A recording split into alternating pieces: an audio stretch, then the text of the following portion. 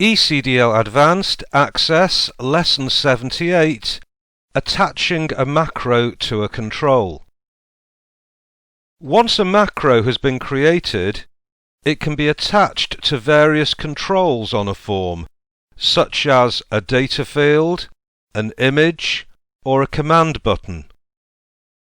When it has been attached, an event needs to be set up in the properties of the control.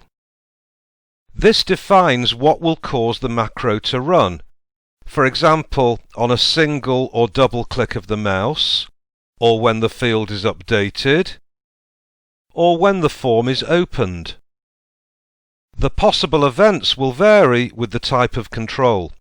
Okay, let's open the transport database. And we're now going to create a new macro. Create macro. The first action is close window. By default, it will close the current window. Set the save argument to no. The second action is open form, with a form name of servicing. Select the Collapse All button. Save the macro as test macro.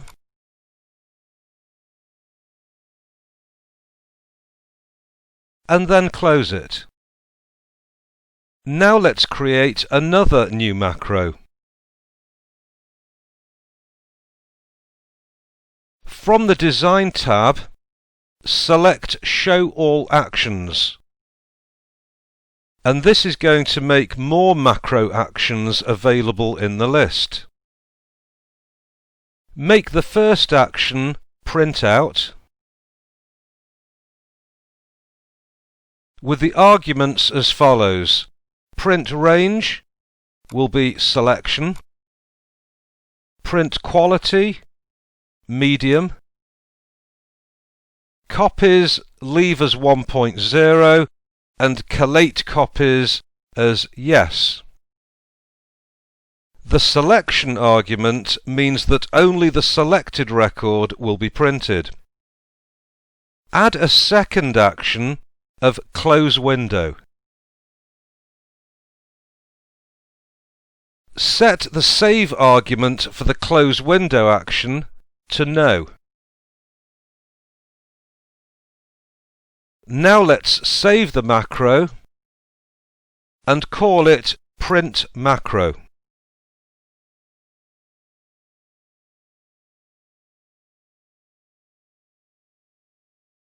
And then close it. Open the buses form in Design View. That's the buses form, not the buses table. And ensure that the Use Control Wizards button is turned off.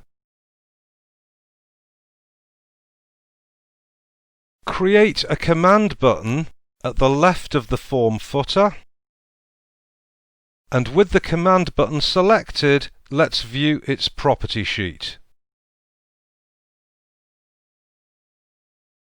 Select the Event tab and click in OnClick from the property list. So in other words, a single click on this button will run the macro. And if we click the down arrow to see a list of available macros, then select the Test Macro macro. Select the Format tab, and in Caption, enter Service. This text will appear on the button. Macros can be attached to other controls on the form. Click on the image in the center of the page and let's view its property sheet. Select the Event tab and click in on Double Click. So in other words, a double click on this object will be needed to run the macro. Click the down arrow and choose the Print Macro macro. Next, let's click in the size field and view its property sheet. And let's select the Event tab. And this time, click in on key press. So in other words, any key press in this field will run the macro. Click the down arrow and choose the Test Macro macro. OK, let's close the property sheet and save the form. Switch to Form View and click the Service button on the form. The Test Macro macro runs. The form was closed and the servicing form was opened. OK, close the servicing form and open the buses form again in Form View.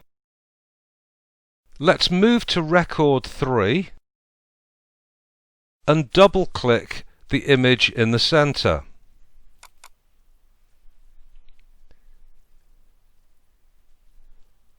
The macro Print macro runs. The record is printed and the form closes.